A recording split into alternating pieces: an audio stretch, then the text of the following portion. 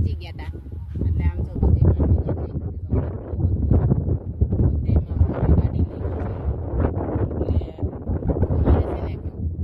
આપણે ખેડૂત ભાઈઓને છે ને જો આવું જ સહન કરવાનું હોય છે એટલે મોલનું રાઈટને દી આપણે છે ને ઉજાગરા કરવા પડે.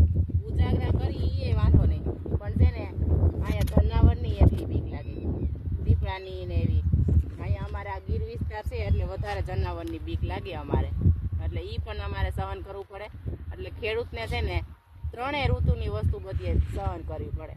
તો આવું કંઈક અમારું છે તો મિત્રો કોમેન્ટ કરજો તમારે કેટલીક નુકસાની કરે છે એ સાઈડ. તમારે ભૂંડળા આવે છે કે રોજ આવે છે કે તમારે શું